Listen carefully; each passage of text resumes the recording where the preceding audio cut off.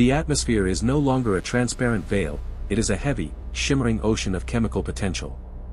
Every breath is a surge of liquid electricity. Within the lungs of every living creature, the delicate alveoli are being flooded with a concentration of life-giving gas so potent it becomes a slow-burning fire.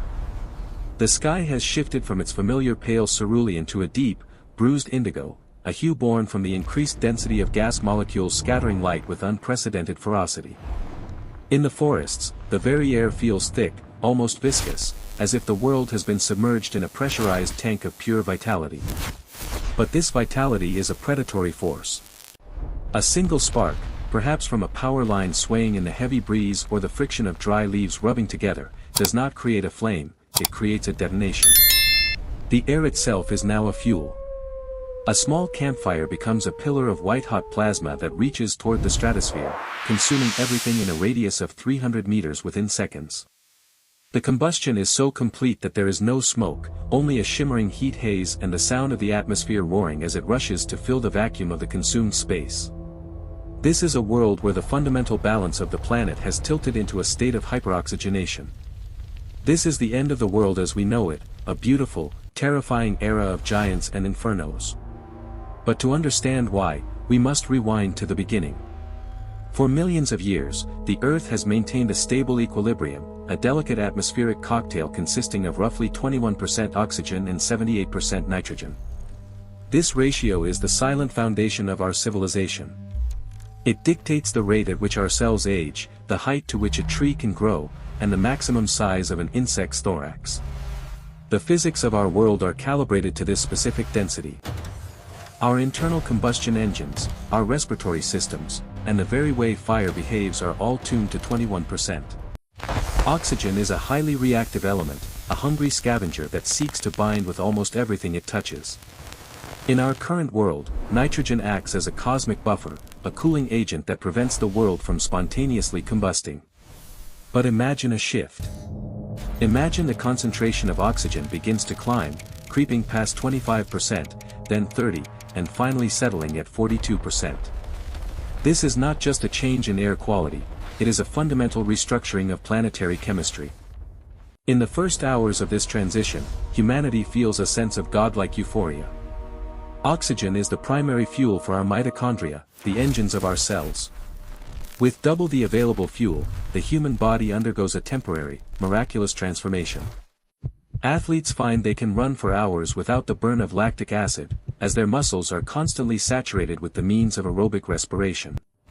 Mental fog vanishes. The brain, which consumes 20% of the body's energy, suddenly finds itself overclocked. Cognitive processing speeds increase, focus becomes laser-like. It feels like a golden age of human potential. But beneath this surface-level brilliance, the invisible physics of oxidative stress are beginning to tear the body apart at a molecular level. Oxygen, while necessary for life, is also a poison in high concentrations.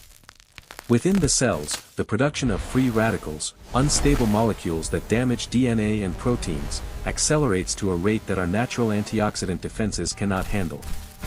At the atomic level, the increased partial pressure of oxygen begins to interfere with the electrical gradients across cell membranes. The very air we breathe starts to corrode us from the inside out. Retinal tissues begin to swell and degrade, leading to a condition known as hyperoxic myopia. The delicate linings of the lungs, designed for a gentle exchange of gases, begin to develop fluid buildup as the high-pressure oxygen causes pulmonary edema. The euphoria is replaced by a metallic taste on the tongue and a tightening in the chest. While humans struggle with their internal chemistry, the external world undergoes a more visible and monstrous transformation. To understand the rise of the giants, we must look at the unique respiratory system of the Arthropoda phylum. Unlike humans, who use a closed circulatory system with a pump, the heart, to deliver oxygen through blood, insects breathe through a system of tiny tubes called tracheae. These tubes open to the outside world through small holes called spiracles. The size of an insect is limited by the distance oxygen can naturally diffuse through these tubes. In our 21% oxygen world, the tubes can only reach so far before the oxygen is depleted, meaning an insect's body cannot grow beyond a certain thickness. But in a world with 42% oxygen, the diffusion limit is pushed outward. The oxygen can travel much deeper into the tissues, allowing the internal organs to be serviced even if the insect grows to the size of a predatory mammal. In the deep undergrowth of the Amazon and the suburban backyards of the temperate zones, the transformation begins. A common dragonfly, whose ancestors once boasted wingspans of 70 centimeters during the Carboniferous period, begins to regain its ancient stature. Over several generations, the selection pressure for size is removed. The dragonflies grow, their exoskeletons thickening to support the weight of their expanding bodies. Their wingspans stretch to nearly a meter, the sound of their flight changing from a high-pitched buzz to a low, rhythmic thrum that vibrates in the human chest cavity. Spiders, too, begin to swell. A common house spider does not remain a nuisance in the corner of a room, it becomes a hunter the size of a dinner plate, then a cat, then a small dog. Their silk, already one of the strongest materials in nature, becomes thicker and more resilient to support the increased tension of their larger webs. These webs are no longer designed to catch flies, they are designed to ensnare birds and small mammals. The structural integrity of the chitinous exoskeleton is reinforced by the abundance of metabolic energy, allowing these creatures to move with a terrifying, liquid speed despite their increased mass. The atmosphere itself is now a thick soup of life. Trees grow at an exponential rate, their trunks widening as they pump out even more oxygen in a feedback loop of hypergrowth. The forests become dense, dark, and incredibly dangerous. The increased atmospheric pressure, a side effect of the added gas mass, makes the air feel heavy. Sound travels further and with more clarity. The snap of a twig a kilometer away sounds like a gunshot. The rustle of a giant centipede, now 2 meters long with venomous mandibles the size of sickles, is a terrifying percussion in the stillness of the woods. As these biological titans claim the earth, the physical world becomes increasingly volatile. Most turn away from the void. But here at Velastrix, we decode the math behind the chaos. Join the archive by subscribing now. The primary threat to human civilization in this high-oxygen world is not the giant insects, but the fundamental change in the chemistry of fire. In our current atmosphere, wet wood is difficult to burn, and a fire requires a constant supply of dry fuel and a heat source to sustain itself. In a 42% oxygen environment, the fire triangle is completely redefined. The activation energy required for combustion drops significantly. Imagine a common forest. Usually, a lightning strike might scorch a single tree, perhaps starting a localized fire that can be managed by rain or fire crews. In the Velastrix scenario, that same lightning strike is a cataclysm. The moment the electrical discharge hits the bark, the surrounding air, saturated with oxygen, ignites in a flash fire that moves at supersonic speeds. This is not a slow-moving front of flames, it is a pressure wave of thermal energy. The humidity of the rainforest offers no protection. Even green, living wood contains enough carbon to ignite instantly when the partial pressure of oxygen is this high. The world's forests become a global tinderbox. Entire mountain ranges are engulfed in flames within minutes, the fires burning with a blue-white intensity that melts the very soil, turning it into glass.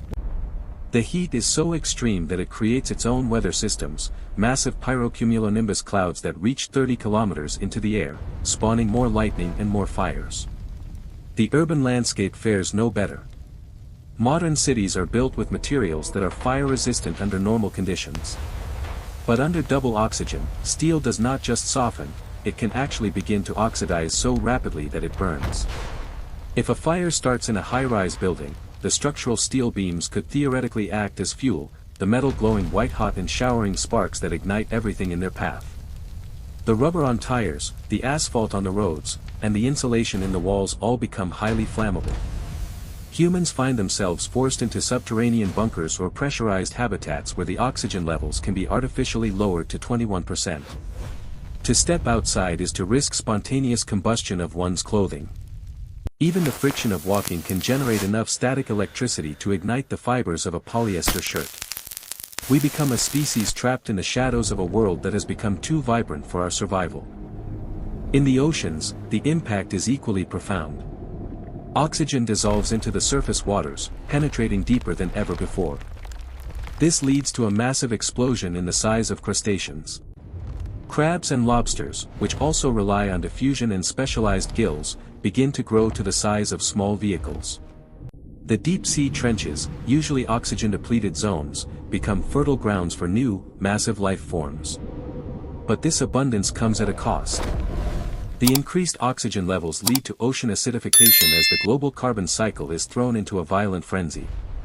The long-term atmospheric consequences are even more dire. The massive, global forest fires release staggering amounts of carbon dioxide, which eventually leads to a runaway greenhouse effect. The planet, once cool and balanced, begins to trap heat at an unsustainable rate. The glaciers melt, not over centuries, but over decades. The sea levels rise, flooding the coastal cities that haven't already been consumed by fire or giants. The earth becomes a humid, sweltering hothouse. The sky is a perpetual haze of orange and violet, illuminated by the constant flicker of distant fires. The sound of the world is a low, constant drone, the sound of trillions of giant insects vibrating their wings and the roar of 1,000 infernos. The human population dwindles as the internal damage from oxygen toxicity takes its toll over the years.